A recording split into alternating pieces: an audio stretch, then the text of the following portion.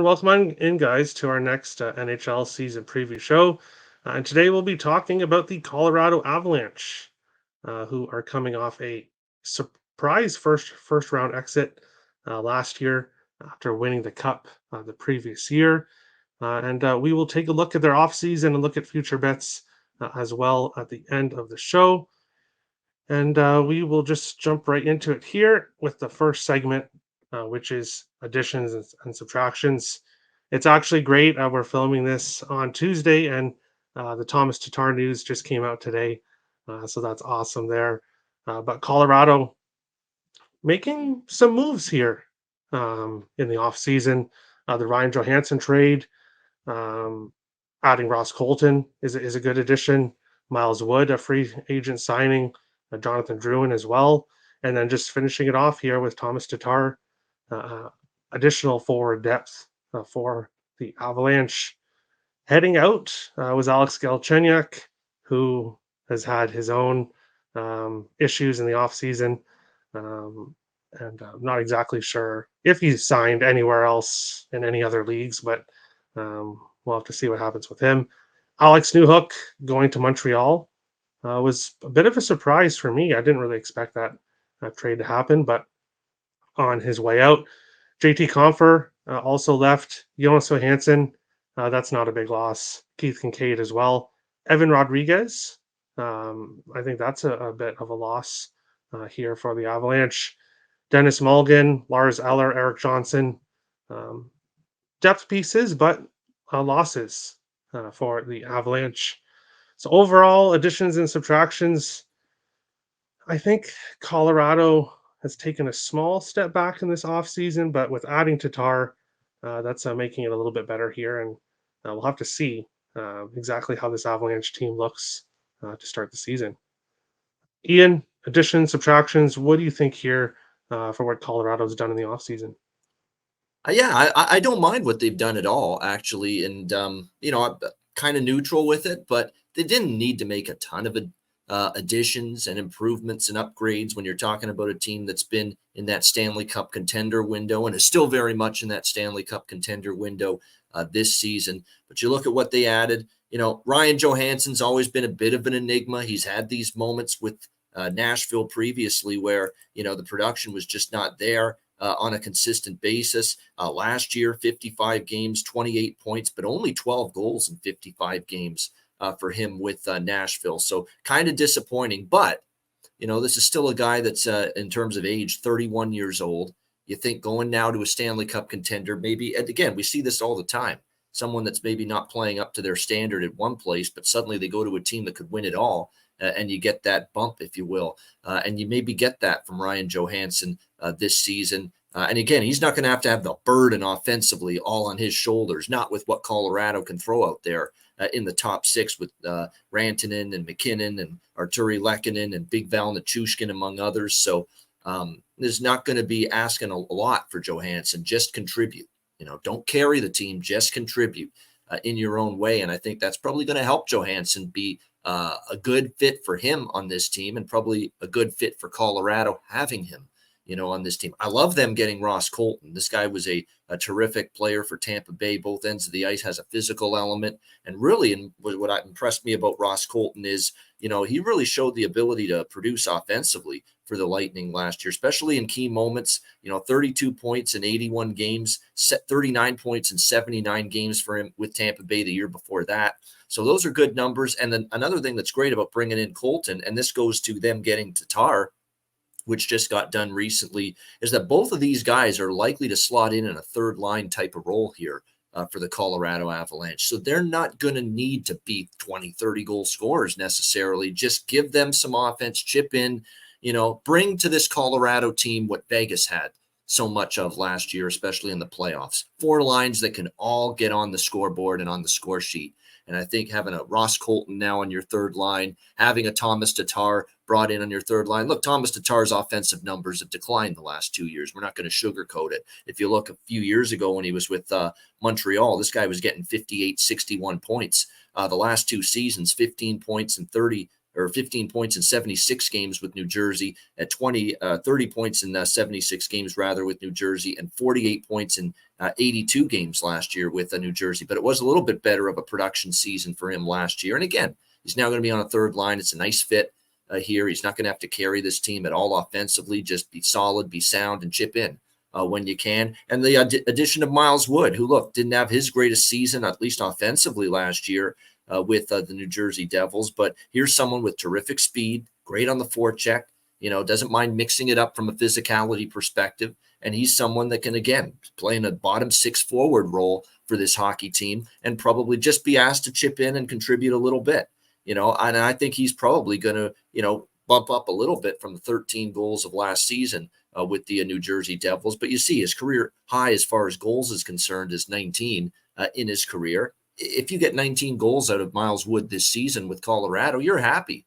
You're thrilled because this is someone that's just going to be that extra element that he can bring to this team. And like I say, you can't replicate speed. Speed's a very important dimension of what makes you successful now in the NHL, and Miles Wood certainly can bring that. So I actually like a lot of their, even Drouin, who we know has just had a tough time living up to the billing of his draft status, no question. He's had injuries galore, hasn't been able to pan out, whether it was initially drafted by Tampa, even in Montreal. We're looking at his highlight being a couple of 53-point seasons many years ago, and we're looking at just 2 goals in 58 games last year for Montreal, 6 goals in 34 games 2 years ago, 20 and 29 points the last 2 years. So Jonathan Drouin is not going to be that superstar that takes over a franchise and takes over a hockey game. He's just not at this stage. But, coming to a winning environment, winning culture, Colorado can hope they can get the best out of him, and hopefully he can stay healthy as well. And we'll see if that can happen. If that can happen, it's a nice little buy low situation for Colorado getting Jonathan Drouin. And then what they lost, Galchenyuk, we know he's had a lot of issues off the ice, clearly, this offseason as well. Alex Newhook, it sucks to lose him, but Newhook kind of petered out back half of last season. And they got enough up front, especially with what they added in the offseason, that, losing Newhook's not the end of the world. They will miss Comfer. Comfer's a really sturdy, steady, two-way center, and he's been good for this Colorado team for years. And then I'd throw everyone else in the – well, I shouldn't say that. Eric Johnson they will miss, a good defensive, veteran defenseman, solid presence in his own end, still plays at a pretty sturdy level in his own end defensively, and Buffalo will certainly benefit from having him. And then the rest of them, Lars Eller's replaceable. Dennis Mulligan didn't give you much. Evan Rodriguez, very good, but again, I thought they replaced him adequately. And then I think you won't shed any tears saying goodbye to Jonas Johansson and Keith Kincaid, 2 journeyman goaltenders at this stage of their careers. So all in all, I don't mind Colorado's offseason as far as adds and subtractions. Yeah, for sure. We'll go on to the next segment, which is upcoming free agents. And Colorado's got a list, a pretty long list here. Of course, a lot of these guys are RFA depth guys. So the most important upcoming free agents here, in my opinion, for Colorado will be the guy's picture that's on there, Devon Taves. I think right now he would be the main focus. Getting some of those RFAs signed as well would be important. Jonathan Drouin, currently projected to be on the top line this upcoming season for the Avalanche. So that is a big opportunity for him, and likely prices himself out of staying here in Colorado, I would assume. If he has as good of a season as he can on that top line, I think he could end up pricing himself right out of being in Colorado, and a team might overpay. A team might overpay him with the cap going up in the offseason. So really, there's a lot of guys on this list, but I really think Colorado's main focus will be getting Devon Taves re-signed, and then some RFAs here. Thomas Tatar, and we'll see how his season goes here and if he likes it and wants to re-sign. But I think Devon Taves here is by far the main guy they'll focus on. Justice Annunen as well, RFA goaltender, but shouldn't have any issues re-signing him. Ian, big list here for the upcoming free agents for Colorado, but who do you think is the most important player that Colorado should focus on re-signing? It's a no-brainer. It's an easy choice. It's Devon Taves. There's no question about that. He has transformed this blue line. He's turned this blue line really into, well, it was already a pretty damn good, one of the better blue lines in the NHL without him. It's arguably the best and depth-laden blue line in the NHL with him. There's no question about that. So him being a UFA, an expiring contract, and as soon as I see someone on an expiring contract as well, I'm thinking these guys are the ones you want to be backing as far as season props and individual game props are concerned. They want to put up the points. They want to make the impact. They're looking to secure the bag. They're looking for the big payday going into next season. So I would expect Devon Taves to really want to have a big year. Not only what he can do in his own end, but being that offensive difference maker as well from the back end. Everyone else, let's see how Drouin goes before we're ready to re-sign him. Because this is kind of a science experiment that I think Joe Sakic is going with here, bringing in Drouin, just hoping they can get a little bit more out of him than Montreal did the last few years. And keep in mind, there are a lot of sites, and Terry, you mentioned it, that, a lot of these sites have him slotted on the top line. I'll believe that when I see it, as far as I'm concerned. There's a lot of times where, many different websites that have depth charts over the offseason and pre-training camp will put players in certain positions on certain lines, on certain defensive pairs, when I want to see what training camp, what it looks like. I'm not buying that Jonathan Drouin is going to start the season on the top line for Colorado, especially on a team where last year, you remember, great chemistry with McKinnon and Rantanen and Nichushkin often on that top line as well. Or sometimes they put Lehkonen on that top line with Rantanen and McKinnon as well. And the chemistry was great. I don't know if Jared Bednar would want to mess with that for a guy that hasn't done really not much at all, the last 2 years. So I'd pump the brakes on believing Drouin is going to start opening night on the top line. But again, we'll see how it unfolds in training camp. Tatar, again, kind of his UFA status, and the want to re-sign him long-term is probably based on how well he fits and how in this year and how well he plays this year. I could see them parting ways with, Curtis McDermott, as much as we like that he can drop the gloves, he brings a physical presence. I could see them parting with him because you can't sign everybody. Same thing with Jack Johnson. He's been a great loyal foot soldier here, a good veteran depth defenseman for this team, but I could easily see them punting on re-signing him in the offseason just because they have so many other commitments they have to make. And then as far as the goaltending goes, look, it's probably a big year for Pavel Francouz, who the Avalanche just haven't had that confidence in to just hand him the number one job. He's had some inconsistency. He's had a lot of injuries. We know that. And he's, of course, coming into this new season, coming off a procedure where he had his abductor basically operated on. So that's something that bothers you. Can he be healthy? Can he play well? And that's exactly why they turned to Georgiev before last season when Darcy Kemper departed for Washington. So it's a big year for Francouz. I could see if it doesn't go well and he's hurt again, that's it for him and his time in Colorado. Justus Onanen, I do think, is a goalie they'll be looking at maybe more as the season goes on. He's right on the precipice probably of being called up and being a full-time, at least in a backup capacity with this Colorado team. So, but no doubt about it, going into the offseason and the free agent list going into next season, Devon Taves priority number one. Yeah, for sure. And Frank Kuz, you make a great point about him and injuries. Injuries, as he's always injured, it seems like. So we'll see if he can stay healthy this year. And yeah, I had to make some late adjustments to the possible lineup here because I did not have Jonathan Drouin on the top line. I had Lekin in there when I did my possible lineup. But what I decided to do is just take what a Daily Faceoff has, and we'll just go with what they have here to start the season. So they have Jonathan Drouin on the top line with McKinnon and Rantanen. Of course, McKinnon and Rantanen will be there. Who is on their left side, we'll have to see. Lehkonen, Johansson, and Shushkin on the second line, which is a pretty good second line as well.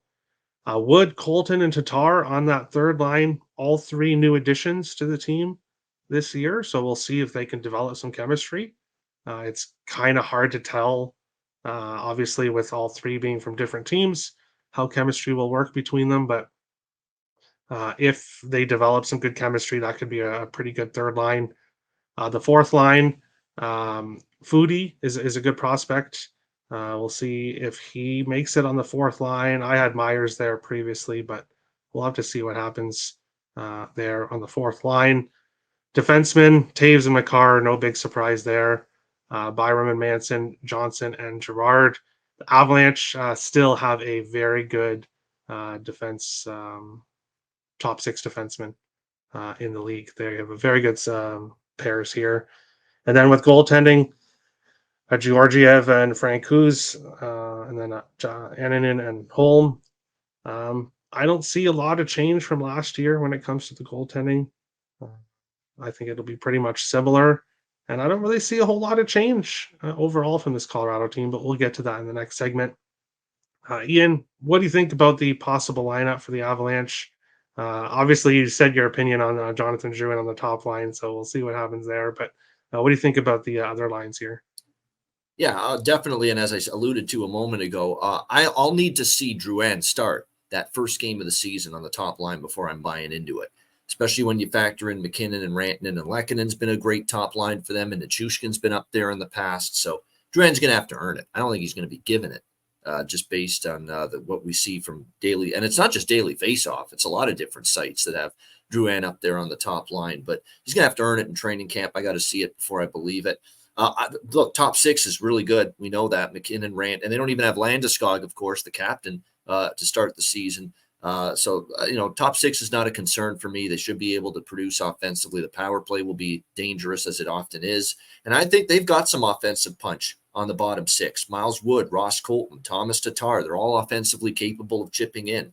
Logan O'Connor, even on the fourth line, is. Cogliano, not so much, but he's going to be a really great defensive-minded center for you in that fourth line spot, that 4C spot in this lineup. And Freddie Olofsson comes from Dallas. He can chip in at least a little bit. He had a goal and 4 points, 28 games with Dallas last year. It'd be nice to see him improve on that offensive output this year with Colorado, but it's not like, he could be like David Kampf for Toronto, where, they always want David Kampf to score more, but if he's going to be good defensively, that's what matters most. And I think it could be the same thing here with Freddie Olofsson. He doesn't have to put up a ton of goals or a ton of points, but if he's good defensively and takes care of other things on that fourth line, it's still going to be okay for Colorado.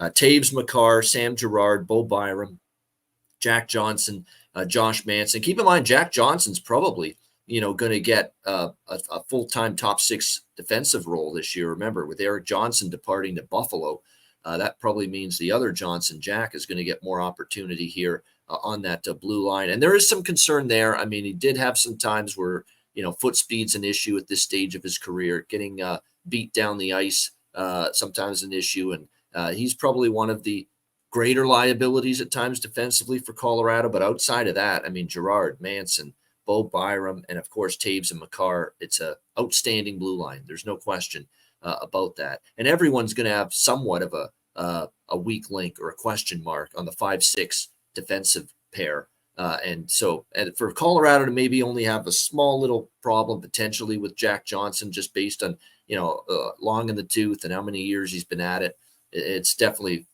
not a big deal in my opinion. And look, the goaltending, Georgiev and Francouz, where when this team is playing at such a high level and the power plays roll and, they've possessed the puck, and puck possession is a big part of their success, and they've got the puck and the other team doesn't. And, the defense just is so good with the puck that they rarely let the other team have it. It really helps out your goaltending, where the goaltending doesn't have to steal you a game every night.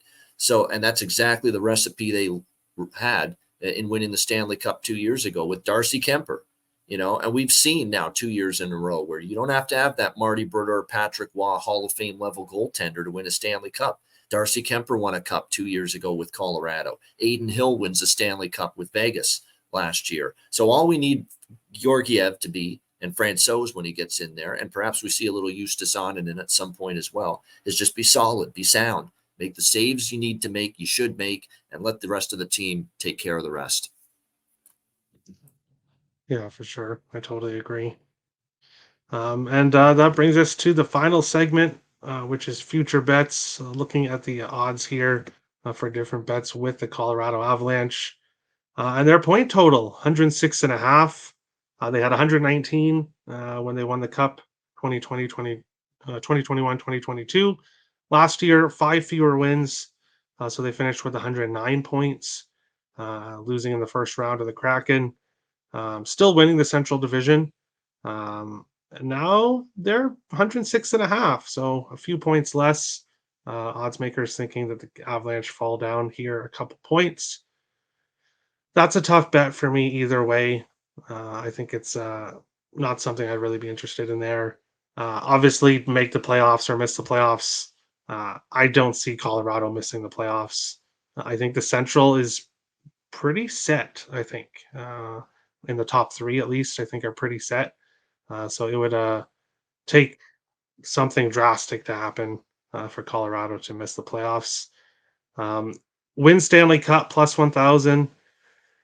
As much as I would like to say don't take that, and I wish Colorado wouldn't win the cup, they are a Stanley Cup contender, I think, still. Yes, they lost in the first round last year against the Kraken, but I don't think this Avalanche team is falling apart. I think they're still in a cup contender situation. Looking at the player points at the bottom, McKinnon had 111 points last year, and his point total's at 111 and a half. So pretty right on there for odds makers. McKinnon played in 71 games last year. So assuming he plays in a few more games, we could see his point total go up, but not something I'd be interested in. Ranton and goals at 44 and a half. He had 55 last year. I think if there's a bet here that I like for the Avalanche, it would be Ranton and goals. He is their best goal scorer, I think. McKinnon, probably their best player overall, but I think Ranton is their best goal scorer. So I would go with the over 44 and a half. I think he gets somewhere in the late 40s. Georgiev wins 34 and a half. He had last year 40. So 6 less wins here in the odds for this year. Not something I pull the trigger on myself. No real thoughts for McCarr to win the Norris or McKinnon to win the Hart. Who will have more points, Colorado or Edmonton? That's a really interesting one here at minus 115 each way. But last year, let's see here.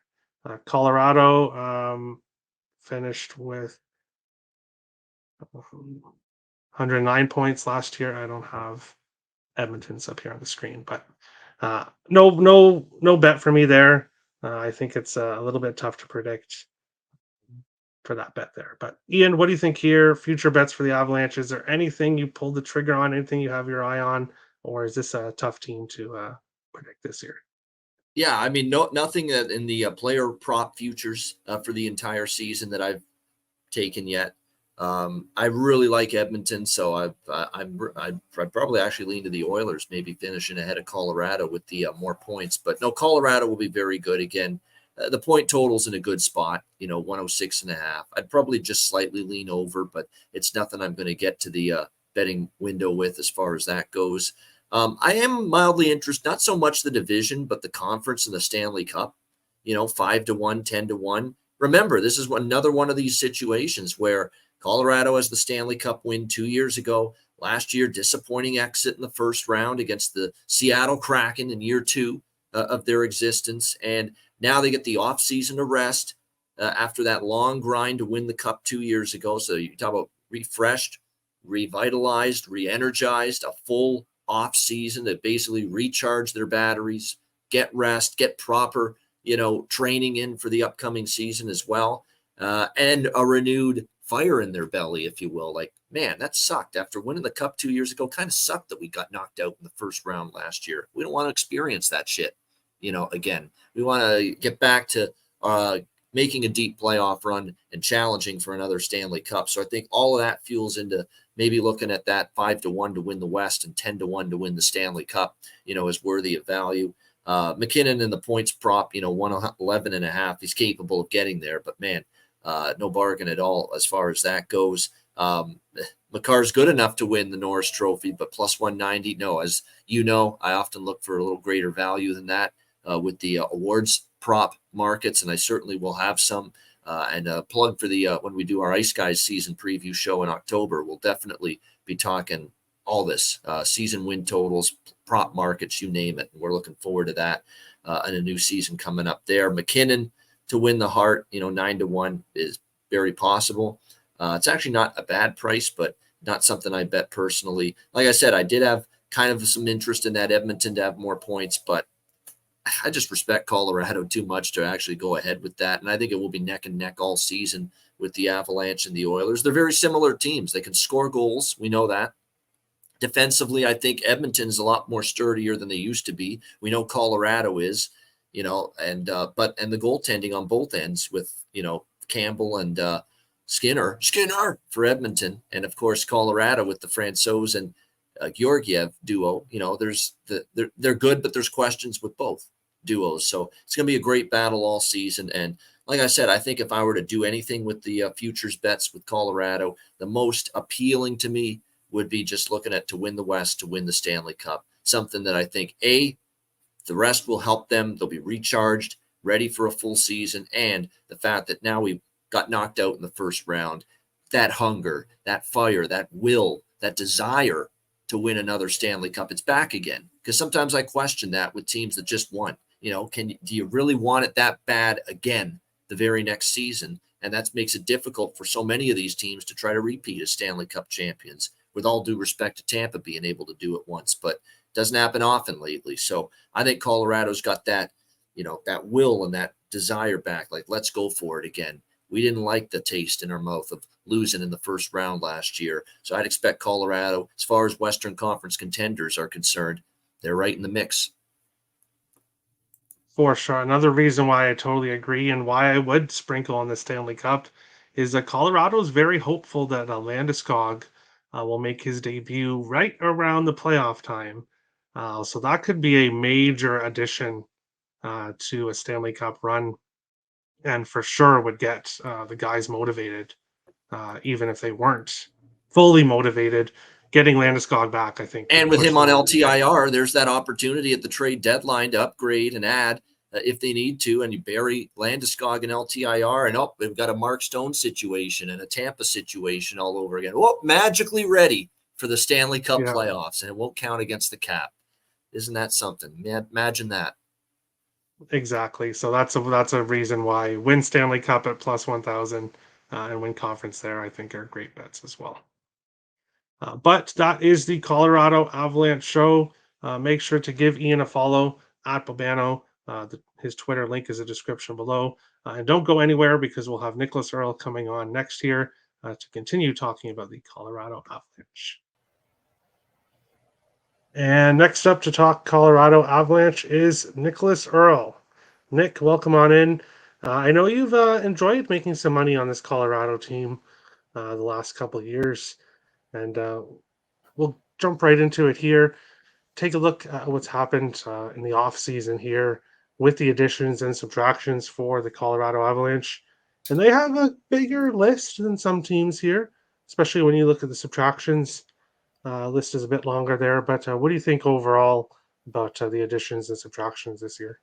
Yeah, they look about even to me. I like the addition of Ryan Johansson because that Nashville team was rebuilding. So I like the move for Johansson as well, to get out of Nashville and be able to go into a team that's going to be able to compete. Ross Colton's a nice scrappy depth piece. I kind of like him. Miles Wood could never stay healthy with New Jersey, was one thing I noticed with him, but I think he has potential when he is on the ice. And I like the pickups of Jonathan Drouin. And we just saw today, as a recording, that they got Tomas Tatar. Only, I think, 1 year, $1.5 million. But that's a nice little cheap little contract. Kind of like a prove-it deal for Tatar there. So I kind of like that. He was decent with the Devils last year. As for their loss, Alex Galchenyuk, meh. I think the bigger loss for them is Alex Newhook and JT Compher. JT Compher, I think the biggest one there. Losing a middle liner center there. He had some nice production. Now the question is it just he had really good players around him, or is he that good too? I think he brought a lot of talent to the table. I don't know how they're going to get past Jonas Johansson and Keith Kincaid. That's going to be really rough on them.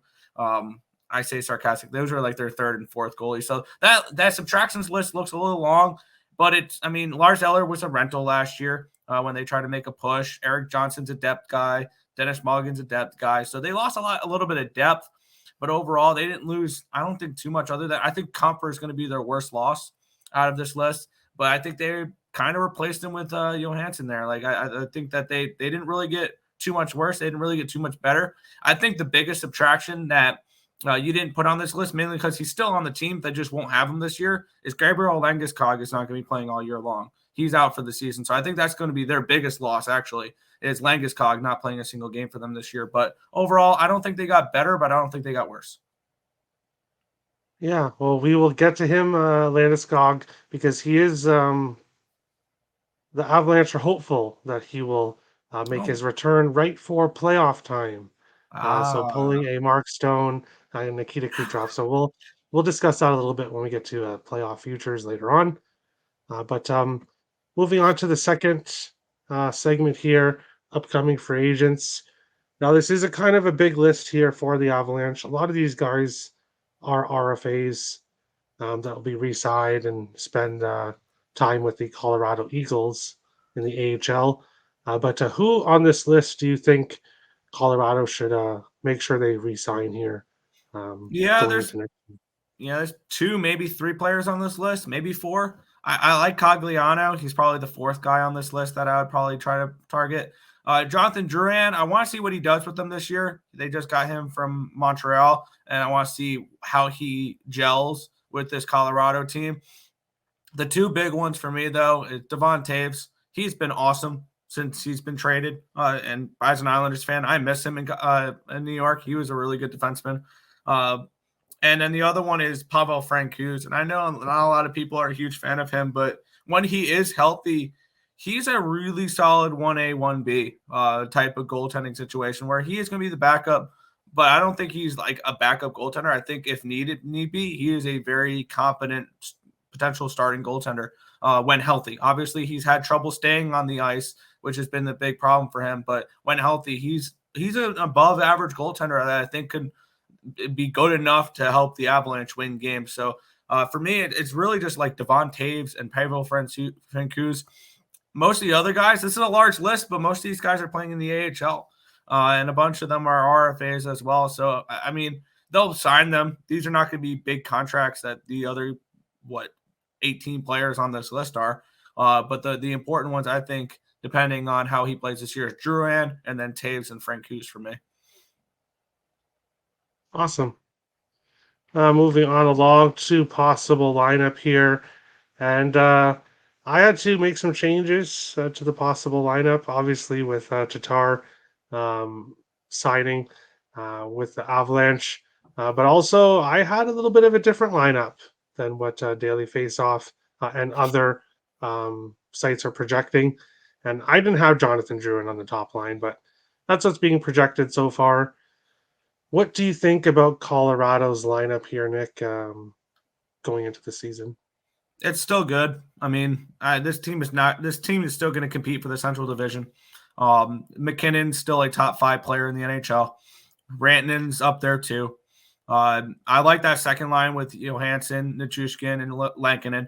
I think Lankinen will probably be on the top line. They'll probably move Duran down to the second line. I mean, you can probably exchange either one of those once we start seeing more lines when these guys start to skate during camp and during preseason before they finalize these lineups. I don't think Duran will be on the top line because I liked Lankinen skating with Rantanen and McKinnon last year. But overall, this is still going to be a really, really solid team. Their defense pairing, I mean, they got, I want to say, the best defenseman in hockey, Cale Makar. There's probably a couple other guys you can argue, but I think ceiling-wise, Makar is probably the best defenseman in hockey. Bowen Byram took a huge step up last year. I think he can continue doing that. I like Manson on the second line as well. Johnson and Gerard is a decent third line. Their goaltending is okay. Their goaltending's good. I don't mind Georgiev. He's good enough, I think, to be with the team in front of him to help them win games and help them make the playoffs and things along those lines. And Francouz is a very competent 1B or backup, however people want to view that. This will still be a really good team this year. this will still be a team that'll compete for the Central Division. And I think they still are at least a 100-point team, which we'll probably get into next slide. Yeah, for sure. Yeah, Georgiev is definitely not a sieve, but he's not a top goaltender either. But You know, because he has a elite defense in front of him, exactly, and they an don't need offense an elite goaltender with this team. They won a cup with Darcy Kemper, so I mean, this is a team that doesn't need that top echelon goaltender. Yeah, exactly. Moving on to future bets here for the Avalanche, and yes, they're hopeful that they'll be getting Gabriel Landeskog back for the playoff race. Of course, that means that they could potentially look at making an addition towards the trade deadline, not having to worry about the cap when they get Landeskog back. You said you do like them to compete for the division title. Plus 150 is the odds to win the division. So I think the better bet is the team we'll talk about tomorrow to win the division, the Dallas Stars. But um, what do you think about these future bets here? What do you think about who will have more points, Colorado or Edmonton? Do you have any thoughts there? And what do you think here for the Avalanche's future bets? Yeah, I think they got their point total about right. I see this team anywhere between 105 and 108 points.